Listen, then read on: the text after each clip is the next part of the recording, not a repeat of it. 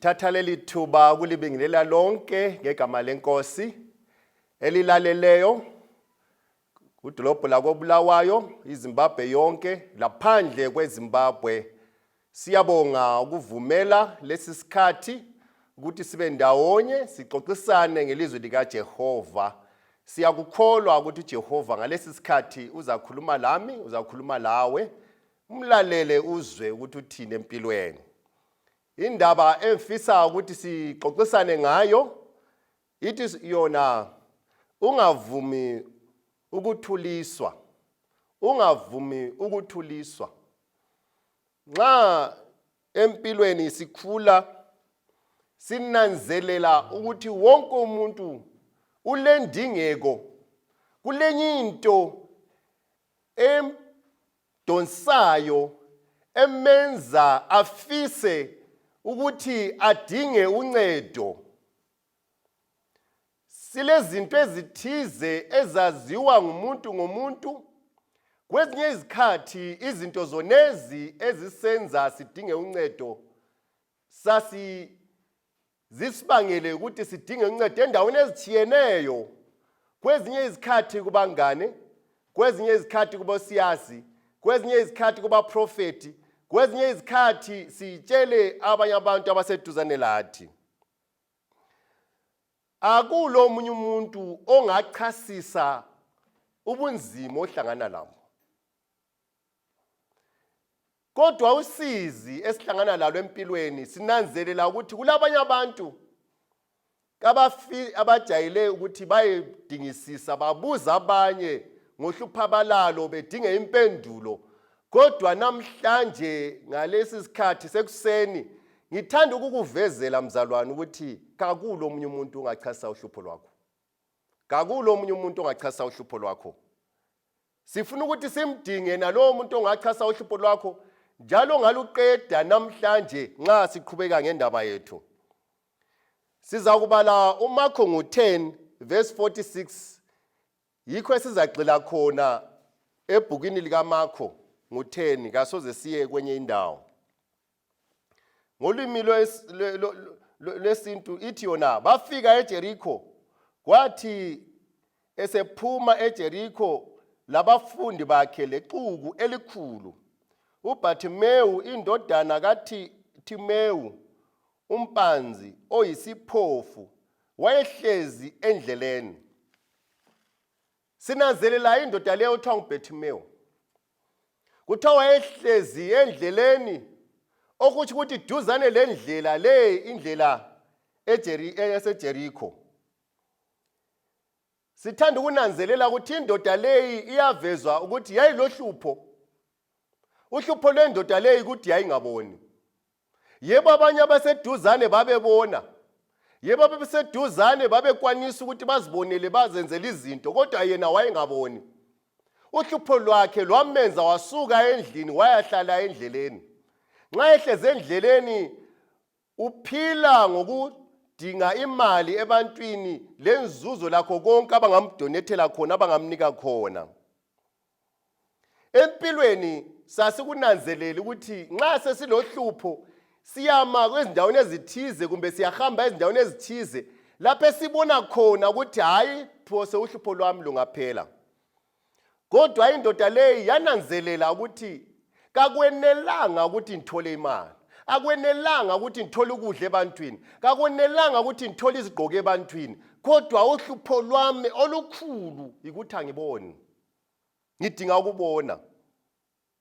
Nxa sibala ivesi elandelayo kuverse 47 kwathi esezwile ukuthi nguJesu waseNazaretha waqala ukumemeza wathi, Jesu ndodana kaDavida akungihawukele.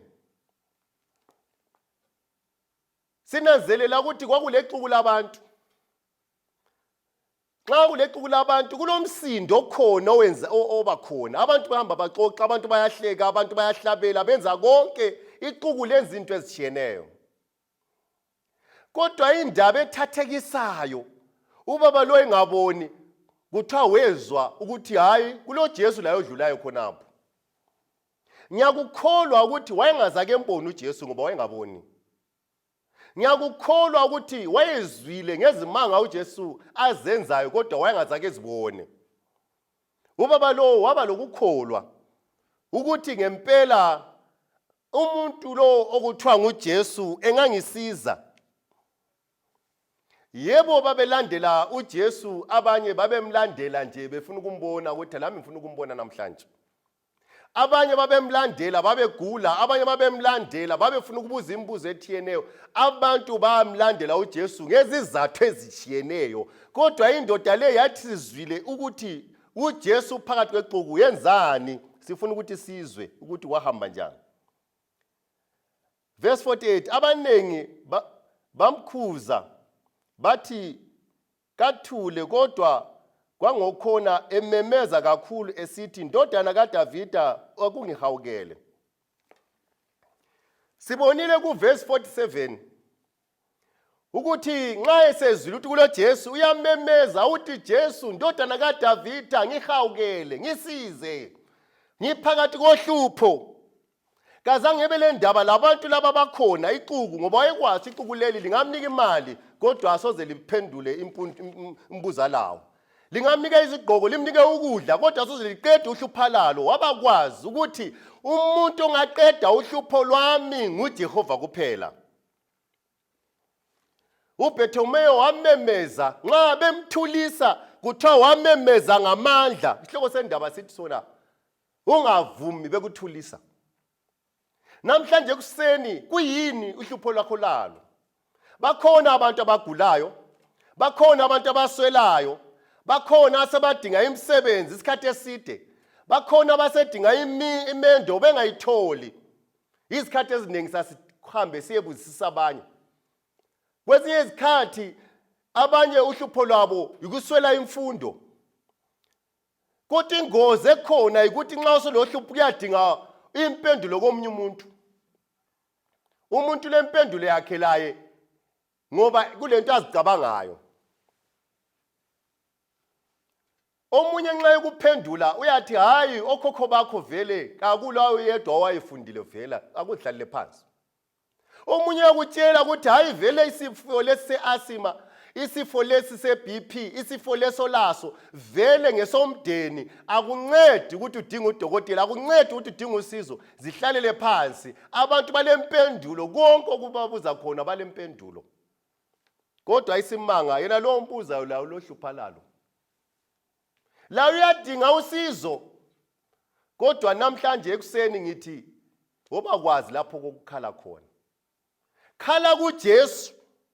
Ungakhali exukwini labantu. Ngoba lapha nxa sikhangela le ndaba uverse 48 kuthiwa abantu bazonda besola, basola ukukhala kwakhe. Abantu bayasola ukukhala kwakho. Uyakwazi kathesi wena omkhangeleyo, wena olaleleyo namhlanje, uyakwazi ukuthi kulomunye umuntu osedakekile ngeprayer request yakho. Uyezwa nxa uthi uyasukuma uyaphakamisa isandla ukuthi ngile request kumbe ngilecelo somthandazo, uyezwa ukuthi hayi siyakwazi ukhulekela umtshado. Siyakwazi, ufuna ukuthi asizwe abantwana bakhe baphumelele. Siyakwazi, abantu sebedakekile ngalokho okucelayo. Namhlanje abantu ngaze bedakeke, ungabi le ndaba. Wena ukhale ebantwini, ungakhale ebantwini ngoba abantu badakeka ngawe. Khala kuJehova. Enguthabelayo ngoBhethomeyo kuthiwa nxa bemthulisa wakhala kakhulu. Nxa bemthulisa wamemeza kakhulu. Namhlanje memeza kuJesu. Memeza kuJesu. Mama, memeza kuJesu. Bazama ukukuthulisa ngenkulumo zabo, ngokukutshela ukuthi lapha is too late, ngokukutshela ukuthi umumwelizwe awukho right, bengukutshela ukuthi awukho endaweni right. Ngithanda ukukutshela ungalalela umuntu, memeza kuJesu. Nxa ngani uJesu kakuzwisisi, memeza kakhulu ngokuthandaza lakuzila ukudla. uJehova uzakuzwa ukukhala kwakho. Esikutholayo lapha isifundo esisitholayo ukuthi ukuphikelela kuyabhadala. Ukuphikelela kulentengo emangalisayo enhle, ukuphikelela kuloncedo, ukuphikelela phela even la kudala abantu nxa bebedinga izintombi ababekhonjwa ngabantu abaphikelelayo. empilweni nxa ungaphikelelanga utholi lutho. Labagebha igolide kwezinye izikhathi bayathola amatshe abathi ngomampara angancediyo angala golide, kodwa bayaqhubeka begebha besiya phansi balithola igolide besebenzisa izinyanga lezinyanga bengatholanga lutho. Ophikelayo oyazuza, ikakhulu nxa uphikelela usiya kuJesu. Indaba enye engiyitholayo lapha, uHana engalamntwana wakhala kuJesu. Umprofeti wathi ngathi udakiwe yini? Wathi angidakwanga mprofeti, kulento engikhathazayo, kulento engihlukuluzayo, kulento engihluphayo, kulento engizwelisa ubuthongo. Into engikhathazayo yikuthi kangila ngizalo. Wayithola ingane. Kuyini okukuhluphayo? Kuyini okwenza ukuthi ungalali? Kuyini okwenza uswele ubuthongo? Kuyini okwenza uhamba ukhuluma wedwa endleleni? Phela izinhlupho ziyasenza sihambe sikhuluma endleleni ngani asikho right, enganasiphelelanga.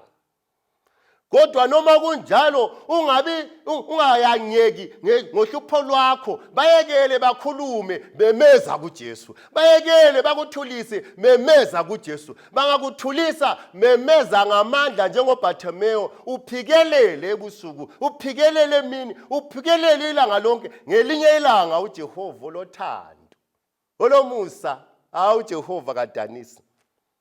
uJehova uza kunika. Sibala uverse 49. Kithi yena uJesu wasesima wathi, mbizeni. Basesibiza isiphofu besithi kuso, mana isibindi, sukuma uyakubiza. Siyadumisa uJehova ngoba indoda le ilesibindi, indoda le ayilamanhloni, indoda le iyaphikelela. Nxa uJehova indoda lesiphekelele kuJehova, uJehova uyezwa abesesima. Kwakuqala babethe uJesu ubhizi kakhulu.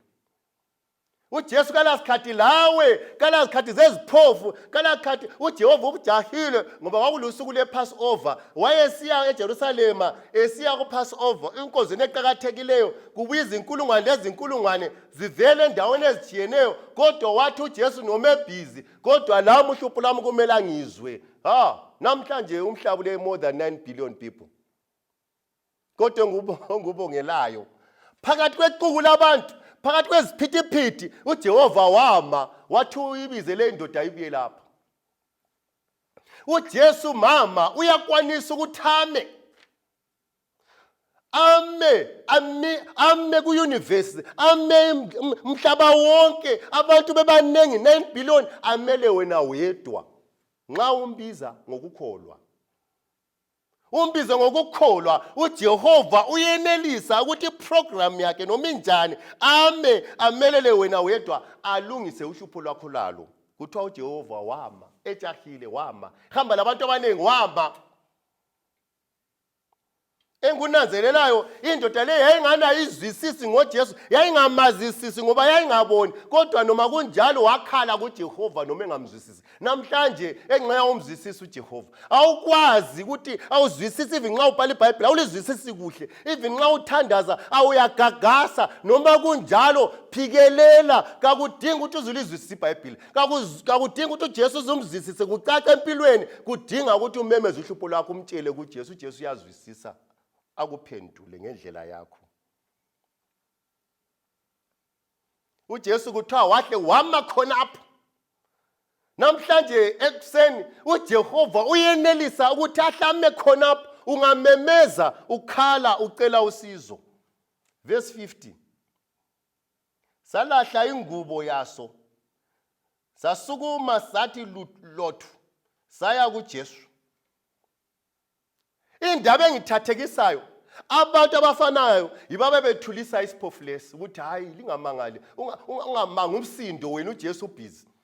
uJesu lezinto eziqhakathekileyo, hayi uJesu asobafelokazi, aso ezintandane, kaso iziphofu, kaso bagulayo, uJesu ubhizi usayenza into eziqhakatheke. No, ungavumi ukuthuliswa, memeza.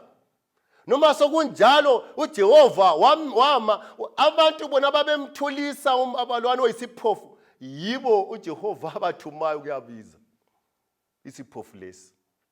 Namhlanje kuseni bona abantu abakuthulisayo uJehova engabasebenzisa babe yisibusiso sokukubizela ebunandini, ukukubizela entokozweni, ukukubizela esibusisweni sekuthola kubona.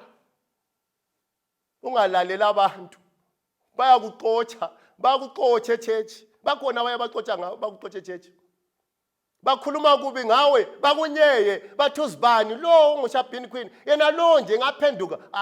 Sizabona uyabuyela emuva masinyane. Ungalalela umuntu, wena uhlupho lwakho uyalazi.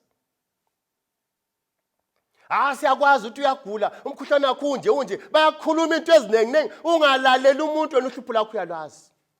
Kwezinye izikhathi abantu babuye esibhedlela bakuthandazele ngamandla amakhulu, nxa sebesuka bakhuluma ukuthi hayi la lingakatshona alwana vele hayi.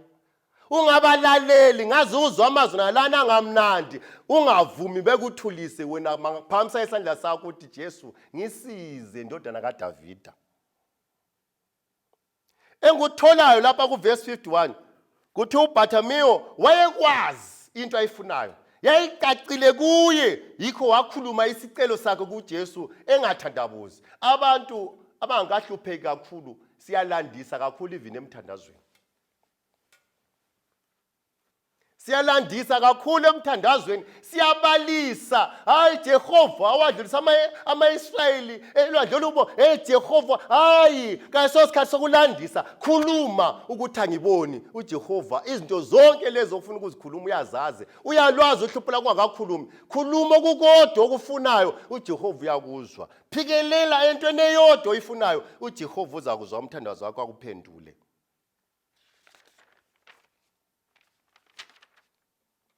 Kuverse 51 uJesu wathi kuso, ufuna ukuba ngikwenzeleni na? Isiphofu sathi kuye, Mfundisi, ukuba ngibone. uJesu wathi kuso, hamba, ukukholwa kwakho kukusilisile. Sabona khona lapho, samlandela endleleni. Jehova kadunyiswe. uJehova kabongwe. uJehova ngabayanga, uJehova ngabanothileyo, uJehova ngweziphofu, uJehova ngwabagulayo, uJehova ngwabaswelayo, uJehova ngwabangasebenziyo, uJehova ngwabo bonke abantu. Okuqakathekileyo, tshela uJehova uhlupho lwakho.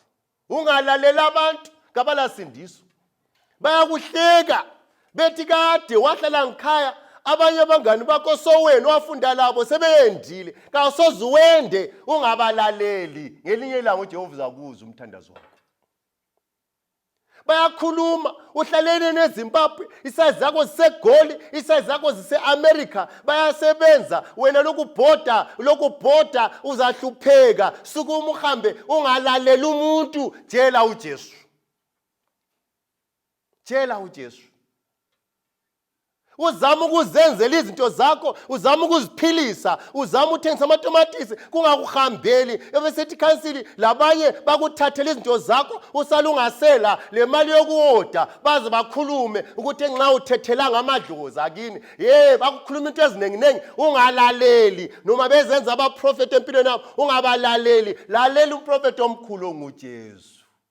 uJesu kuphela nguyomela umlalela. uJesu kuphela nguyomela lalo impilo yami. Abantu nxa besiza, vala indlebe zakho, wena umemeza kuphela kuJesu. uJesu uzakuzwa. uJesu uyakuzwa. Omunye wazi wabuza ukuthi kanti mina yimi ngawonani? Kodwa ngelinye ilanga ngaze ngani kuyaphuza, ngani kuyathatha isikhathi, kodwa ngiyakwazi uJehova ulendlela zakhe. Isikhathi sikaJehova isikhathi esiright. Isikhathi esiright. Indoda leyi kuthiwa yaboniswa, yabona babekhona babegula ngeBP, babekhona babegula ngeasima, kodwa okwabekwenza babephonga ukuhamba belandela uJesu, bengakhali kuJesu, bedinga uncedo. Oyedwa wadinga uncedo, wathola uncedo. Wena ungalalela abantu abaningi labo banenhlupho zabo abalazo. Phela bona bakuphendulayo kungamangala ukuthi ingceba lenhlupho ezidlule wena. Abangakwanisiyo labo ukuthi bazilungise. Kodwa yena umuntu ufuna ukulungisa olwakho, engalungisanga olwakhe. Okuqhakathekileyo vumela ukuthi Jehova alungiso lwakho. Bayekele laba abakhulumayo, kabakhulume. Phela abantu abaswele into zokukhuluma.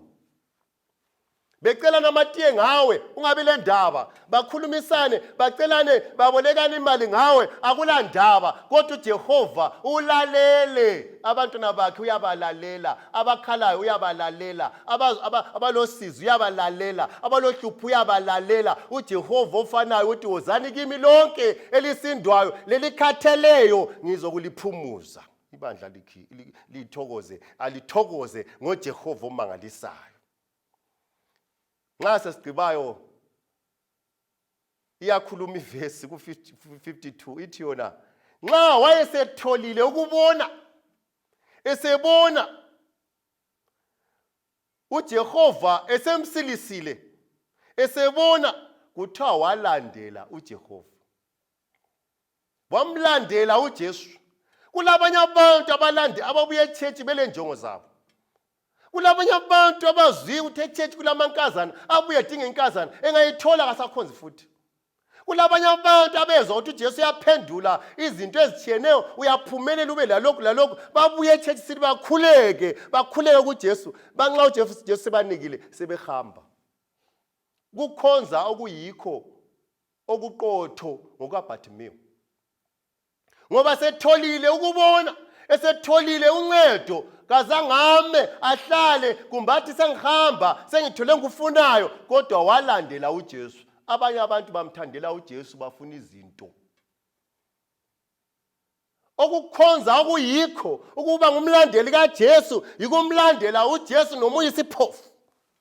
Ukumlandela uJesu yikumlandela noma ugula, yikumlandela noma uswela, ukumlandela noma ulohlupho. Uthi noma usutholile uncedo kuhlupho lwakho, usutholile usizo kuJehova, umlandele njengoba injalo noma izinto sezukuhambela.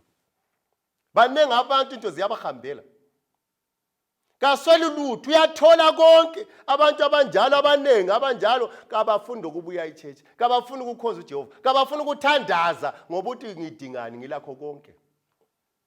Kodwa ababusisiwe abadinga uJesu belakho konke, belazi izinto, bengasweli lutho, bengaguli, into zabo zihamba, bepasa esikolo, bamlandele uJesu. Yikho esikuphilelayo, yikuphetha kwendaba. Indaba siyigqibe ngokuthi indoda leyi yayingaboni. Indoda leyi ingaziboni izimanga zikaJesu, kodwa yaba lokukholwa kuJesu. Kulabanye abantu abakhonza uJesu ngoba bebona izimanga. Ungamsele echechi uyaqala abuza ukuthi ichechi yakho leyi kumbe lapho khonza khona kulezimanga bani ezayenzakalayo. Singamkhonza uJesu ngenxa yezimanga. Asimkhonzeni uJehova ngoba ungubaba wethu. Kasimkhonzeni uJehova ngoba nguye umdali wezulu lomhlaba. Simkhonzele ukuba nguye ngoba unguye. Indoda leyi yamkhonza uJesu ingabonanga simanga esisodwa, yayizwile ngaye kodwa yamkhonza uJesu, yamlandela, yadinga uncedo kuJesu, yabusiswa. Ngiyabonga ubaba lo Bhethumeyo kalalelanga abantu, yikho wathola ukufunayo. UBhethumeyo noma echotozwa ngabantu azange bekuthatha isikhathi sokubaphendula. Abantu abanengi balahlekelwa izibusiso ngoba abantu nxa sebekhuluma ngabo uyathatha isikhathi uphume kuJesu uqalise ukukhulumisana ngalabanye abantu utasubaphendula uthi mina ngezwe njalo. Okuqhakathekileyo uSathane uyathumela abantu bakhe ukuthi akukhiphe endleleni kaJesu, akukhiphe ukuthi ungatholi izibusiso. Lapho khona useZimbabwe, uphandle kweZimbabwe, usuzizwile ngoJesu, usuzwile uJesu ukuthi ulamandla, usuzwile ukuthi ungakhala uyakuzwa, usuzwile ukuthi ungaphikelela uyakuzwa uJehova, usuzwile ukuthi hayi kakudingi ukuthi ube kwazi amavesi wonke ukuthi uphendule umthandazo wakho, akudingi ukuthi ube ligabazi lomthandazo, kudinga ukuthi umemeze ngelizwi linye, uphindaphinde ucele kuJehova uyakuzwa. Namhlanje nxa bekhona lapho khona akuphakamise isandla kuJesu. Akuphakamise isandla kuJesu, ukhale namhlanje kuJesu nxa sikhulekayo. Ngifuna ukukhuleka lawe mama. Udiniwe ukhathele yini? Tshela uJesu, ngifuna ukuthi sikhuleke sindawonye nongikhangeleyo. Ngifuna ukukutshela baba, ngikutshela sihlobo sami ongilaleleyo ukuthi namhlanje sifuna ukutshela uJesu ngomthandazo. Kasikhulekeni. Baba othi sezulwini ngaleli thuba. Siyabonga Jesu. Kuvezakele ukuthi wena ngu-Alpha and Omega, ngu-A lo Z. Kakulalibala lenhlupho elisipelwayo empilweni owehlulekayo wena. Kakulanto emangalisayo abantu abehluke ukuthi bayelaphe imikhuhlane yehlula abantu. Jehova uyakwanisa. Namhlanje bakhona abangilaleleyo abagulayo, egameni lakho basilise. Bakhona abaswelayo, egameni lakho zwana izikhalazo zabo. Bakhona abahlukuluzwayo abangalamngane. Jehova uhlupho labo ukuthi abalabangane. Jehova cela ubavakatshele. Bakhona abahlukuluzwa izihlobo zabo. Cela Jehova ubavakatshele. Bakhona Jehova abahlukuluzayo ngomkabo. Jehova lethu ukuthula emakhaya. Jehova bakhona abanye abangasakwazi ukuthi bathini, bathi kudala samemeza sakhala, bathi Jehova namhlanje bazi ukukhala kwabo. Lihlupho bani Jehova bonke baphendula abantwana bakho. Nxa bephambanisile bathethelele ngoJesu siyakhuleka. Amen.